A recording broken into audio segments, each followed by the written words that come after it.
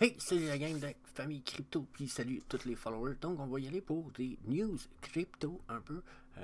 Faut que j'en fasse le tour un peu à tous les jours. Je sais que je fais pas mal de vidéos sur les VV NFT, mais ultimement, c'est pas mal plus fructueux pour l'instant que tout ce qui peut se passer dans le crypto market.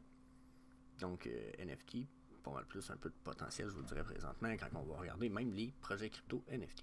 Mais c'est important de faire les news.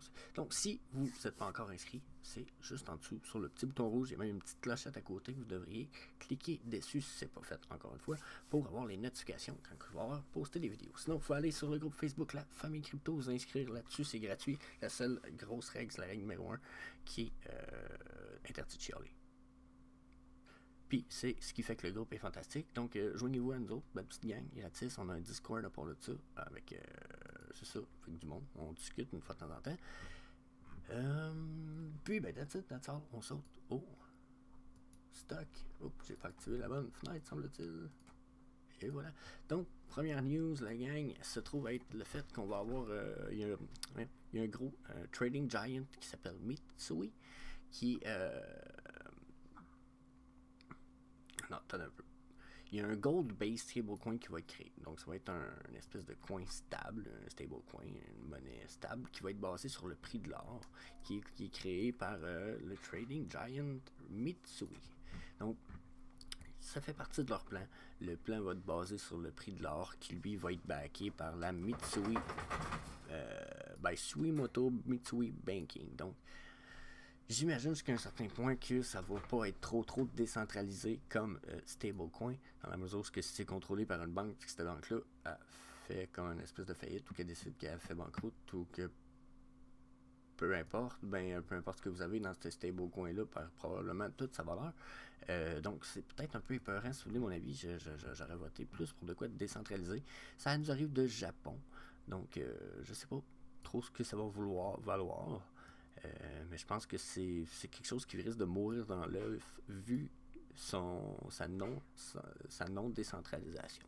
Donc, c'est mon avis. Il n'y a pas beaucoup de potentiel là-dessus. Ensuite, le Bitcoin price qui rise quand même de façon importante. Puis j'avoue que je pourrais. Attendez un petit peu, je vais juste faire apparaître les bookmarks. Parce que je voulais nous amener ici. Parce que bon, ça a rapport avec la charte. Je pensais que je l'avais déjà préparé, puis il semble que non. Donc, comme vous pouvez voir ici, on est sur la charte du daily du Bitcoin. Ça a rapport avec notre prochaine news qui est le Bitcoin price qui a jumpé de 15% en même temps que le Amazon Stock qui aurait jumpé d'environ 15% des dernières, je ne sais pas combien de temps, mais des derniers temps. OK? En même temps que le bon, bien sûr, en même temps que l'Ether qui reach un tout week high, mais là, on va pas parler de l'Ether, c'est pas trop le but. Donc, pour l'instant, ce qui est parlé ici, c'est que 30 800, c'est un focal pivot. Ça veut dire que c'est un pivot quand même important. Si on réussit à dépasser ça jusqu'à un certain point, il y a des bonnes chances que si on consolide après ça, on risque fortement de repartir. Là, quand cette nouvelle-là elle a été postée ce matin, il y a déjà 7-8 heures quasiment, on n'avait pas encore percé. Regardez, si je viens de mettre là, sur le 2 heures, ce matin, on n'avait pas percé encore notre 38 800. Là, on était encore très bas. Puis là, on a eu une belle montée du Bitcoin qui est venue percer jusque-là. Est-ce que ça veut pour autant dire qu'on va qu'on est reparti en bull run? J'ai l'impression qu'il va falloir vraiment consolider pas mal plus solide que ce qu'on consolide là, parce que quand je m'en vais sur le 4 heures puis sur le daily, je suis pas certain de voir tout à fait la même, de voir une vraie montée en ce moment. Ça me paraît un peu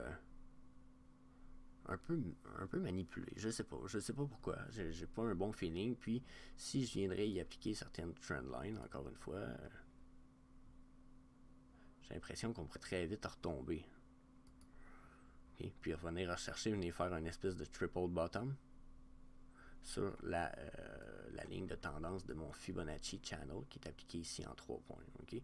Donc, personnellement, j'ai l'impression qu'on pourrait redescendre, mais ici, il parlait du point focal qui reste d'être important puis qui pouvait être franchi dans les 24 heures, ce qui fait partie des heures qu'on est en train de vivre en ce moment. Okay?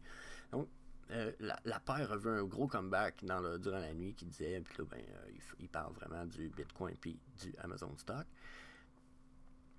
Mais il disait que overall, c'est un peu ce que j'ai fait une charte de 45 minutes hier où ce que j'en parle, puis je pense vraiment que finalement on va peut-être repartir en montée, mais je disais que j'avais un gros feeling qu'on descendait sûrement en dessous du 30, peut-être même jusqu'au 20K, puis ici ils nous disent que puis là, ça reste des analystes quand même professionnels, ok? C'est un Cointelegraph Market Pro, puis un TradingView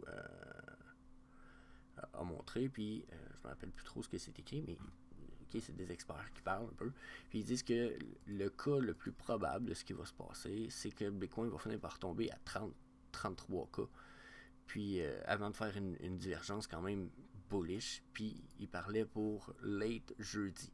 Donc pas jeudi de cette semaine qui vient de passer, probablement la semaine prochaine. Donc ok, encore une fois, ça dépend bien entendu si on réussit à consolider au-dessus du 38 800 puis qu'on s'assied sur cette espèce de support de prix. Ok, donc si ça c'est fait, on va être beau, mais regardez, il a aussi été dit, ceci étant dit, pour le moment, si le Bitcoin est capable de hold le top de la semaine passée comme support de chandelle, techniquement, le Bitcoin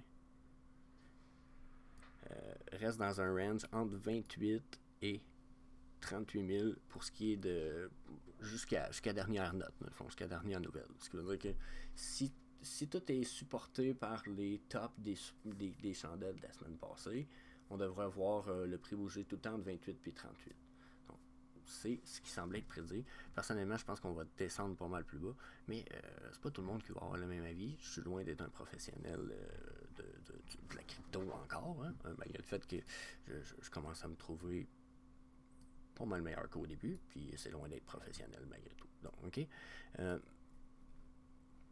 Donc moi je pense qu'on va peut-être redescendre. Si on redescend pas, mais c'est parce qu'on va aller rechercher notre top. Si on va rechercher le top, ça serait intéressant. On parle de 53, 54, 52, 56 000 peut-être, avant de redropper. Si on redroppe par exemple, on pourrait tomber quand même assez bas, ça pourrait faire mal. On ne l'espère pas. Moi je pensais qu'on dropperait probablement plus rapidement dans les jours qui viennent jusqu'aux 30 000, puis peut-être plus bas ensuite, mais bon, je veux pas nous le souhaiter. Là, ce qui me fait peur, c'est que je pensais qu'on allait manquer de volume. Là, on n'a pas l'air d'en manquer trop. Ça a l'air de reprendre un peu du poil de la bête. Je souhaite que ça reste de même, parce que là, si ça switch tout de suite puis qu'on manque de volume, ça sera pas une confirmation qu'on va avoir, mais au contraire, ça va être une confirmation de la chute. Okay? Donc, ensuite, on a Nike qui rentre qui est en train de faire une espèce de recours en cours contre quelqu'un qui vendait des Nike NFTs sans la licence. Donc là, ils sont en train de rentrer en cours contre la personne. Elle vendait des NFT collectibles de Nike, puis elle disait que si tu l'achetais, ça t'allait te donner une version physique. Donc, si j'ai bien compris, c'est pas tout le monde qui a eu droit à sa version physique de son Nike, mais le gars aurait réussi, ou du moins la personne ou le groupe aurait réussi à vendre quand même pas mal de NFT. Donc Nike sont rentrés en cours contre eux autres pour avoir des recours, pour probablement récupérer leur argent, puis aussi dédommager parce qu'ils disent que ça a brimé leur trademark en vendant des trucs qui leur appartenaient pas finalement. Donc, ensuite, si on y va avec les Metaverse Tokens, le AXS qui est Axis Infinity, on a Send qui ont tombé dans les derniers jours, en même temps que Meta, qui se trouve être Facebook, a annoncé une perte de 10 billions de dollars. Puis ça a été perdu dans leur firme où ils commencent à travailler sur les Metaverse. Mais quand on dit perdu, je trouve que c'est un petit peu tirer la sauce dans la mesure où ils ont juste pas fait autant de profit qui aurait été supposé d'en faire. Fait qu'ils disent ici Metaverse Related Token took hit dans les derniers 2 jours. Dans le fond, les coins de Metaverse, AXS puis Send ont pris un hit dans les 2 derniers jours.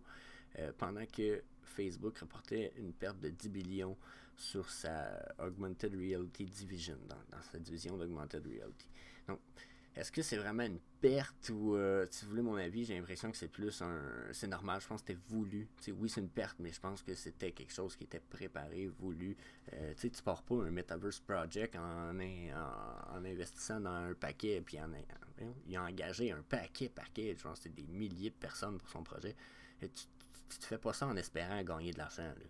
C'est sûr que tu vas avoir des pertes à quelque part, puis je pense que ça fait partie des pertes qui sont monumentales, là, on va l'avouer, mais je pense que jusqu'à un certain point aussi, ça fait peut-être partie des prévisions de vente qui n'ont pas été atteintes, le COVID, en voulait-tu, en voulait. Je suis pas sûr que ça risque d'être une des causes.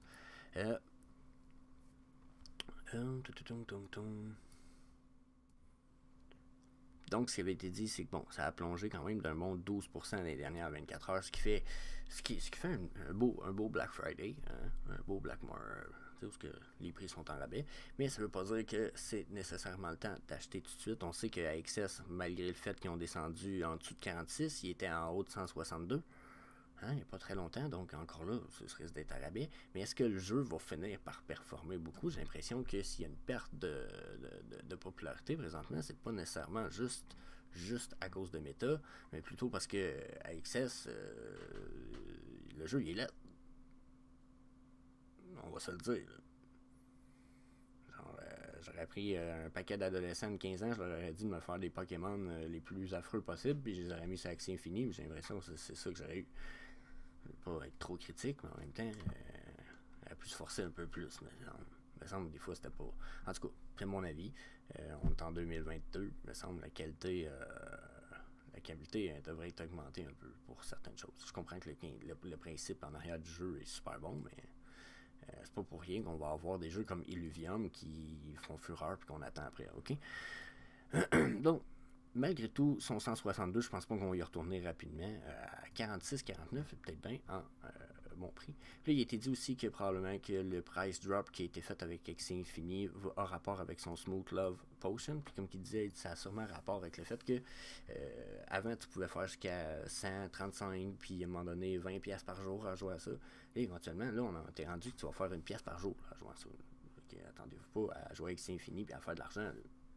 C'est pas mal fini ce temps-là. Il fallait que vous soyez là tôt pour encore en faire, puis même à ça, c'est pas pour rien, d'après moi, qu'on voit autant de joueurs.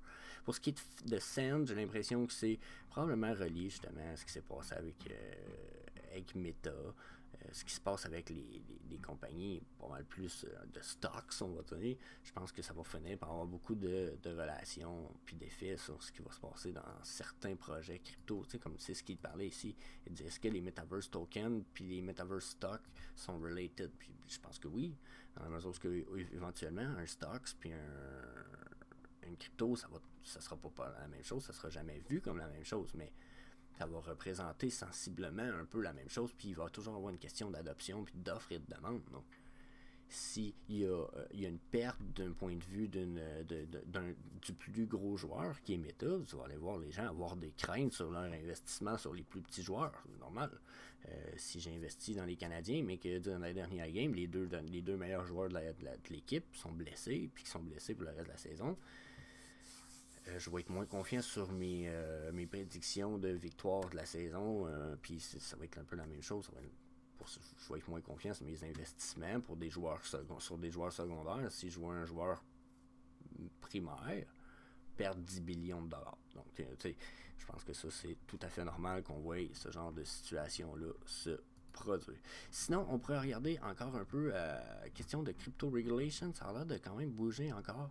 On a la Mother of Crypto qui a l'air de parler puis qui dit que elle n'est pas très confiante. Là, je pourrais pas vous lire tout ça. Elle dit qu'elle n'est pas très confiante pour ce qui est de la suite parce que là, la SEC voudrait faire beaucoup plus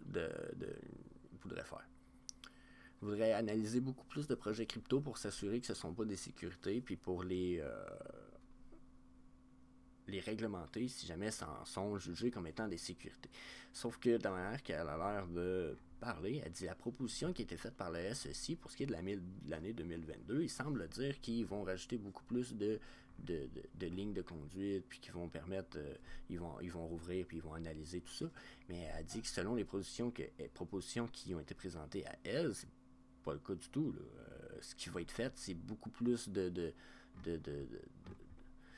d'application de la loi actuelle qui est totalement incomplète par la SEC afin de maintenir le statu quo de crainte, à savoir si, exemple, comme le XRP qui pourrait être jugé comme une sécurité, mais qui pourrait aussi ne pas l'être. Là, ils sont en cours pour ça.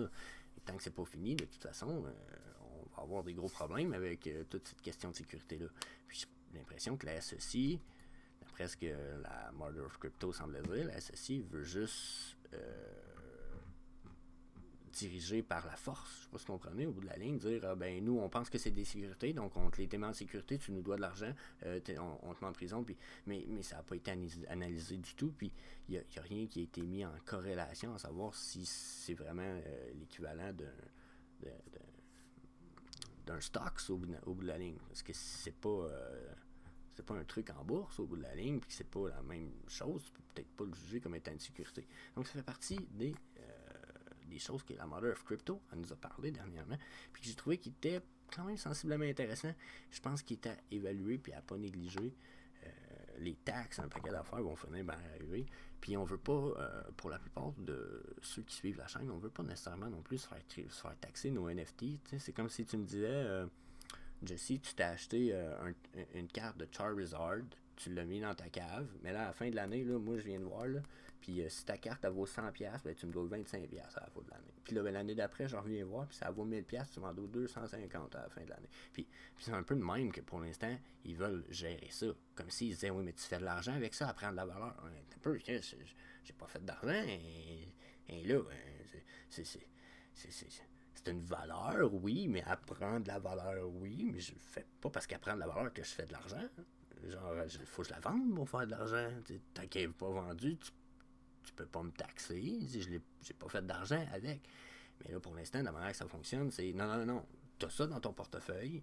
Si tu nous l'as pas dit, on vient à tous les ans, on vient d'en prendre un gros morceau, une grosse bouchée. Donc là, c'est là où on veut pas s'en aller. Puis les États-Unis semblent s'en aller par là. Le Canada suit jamais bien en arrière. Je sais pas pour vous en Europe ou ailleurs dans le monde, les Martiniques, etc. Mais je pense pas que ce soit là qu'on veut s'en aller, puis je pense pas que c'est comme ça non plus que c'est supposé fonctionner. Donc c'est pourquoi peut-être tout ça, c'est à vérifier. Bien sûr, le cas de Ripple, puis avec XRP est à vérifier en cours, pour la simple et bonne raison que ça risque de tout changer. Si eux réussissent à gagner en cours, on va avoir au moins un espèce de précédent qui va probablement aider les autres projets crypto, parce que là, présentement, Ripple et Ethereum pourraient être jugés comme sur un pied égal, même si ce ne sont pas nécessairement les mêmes projets, mais pourraient être jugés sur le même piédestal, puis c'est pas le cas du tout. Puis c'est pas pour rien que Ethereum, c'est comme la queen de la crypto. Puis s'il si ça serait pas de ce qui se passe en cours avec Ripple, puis etc., probablement que Ripple serait le petit prince. Là, donc, je pense que ça va être à vérifier tout le monde. So, that's it. Ça faisait partie du petit tronçon news de la journée. Si vous avez aimé le contenu, n'hésitez pas à vous inscrire, aller faire un tour sur notre petite famille crypto sur Facebook, et, etc. Peace.